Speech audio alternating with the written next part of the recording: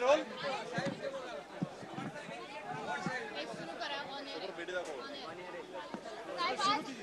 बेड्या घालून आलेला आहात, अधिवेशनाचा पहिला दिवस आहे, कशाचं प्रतीक आहे या बेड्या?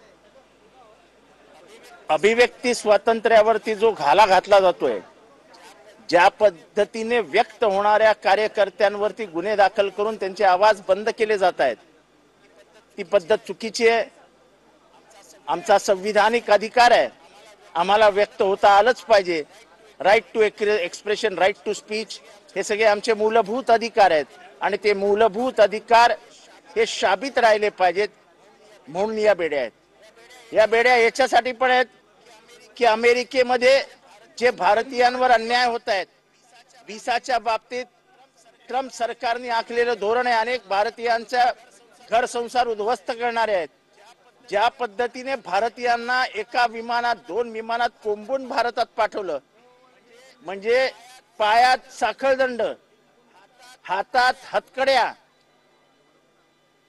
शौचालयाला जागा नाही, उपाशी भारतीयांना असा अपमानित करून आणण्याचा प्रकार हा भारतीयांना हिणवणारा, भारतीयांना अपमानित करणारा होता. ह्याच्यात कुठल्या एका राज्याचे प्रतिनिधी नव्हते.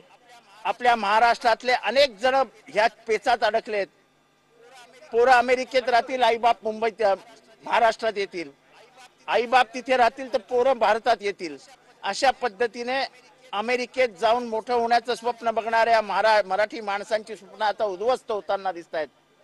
जर या बेड्यांविरुद्ध आपण भारतीय बोलणारच नसू, अमेरिका करत असलेल्या अन्यायाविरुद्ध आपण व्यक्तच होणार नसू, तर अमेरिका आपल्याला गिळून टाकेल. आणि म्हणून या प्रातिनिधिक स्वरूपात लोकांच्या लक्षात आणून देण्यासाठी की तुमचे बांधव अमेरिकेत काय यातना भोगतायत, या बेड्यांपेक्षा कमी नाहीत. आणि म्हणूनच या बेड्या माझ्या हातात आहेत की एकतर अभिव्यक्ती स्वातंत्र्याला, आमच्या स्वातंत्र्यावर गणा आणू नका आणि अमेरिकेविरुद्ध आवाज उचलायला शिका. अमेरिका आपली बाप नाही.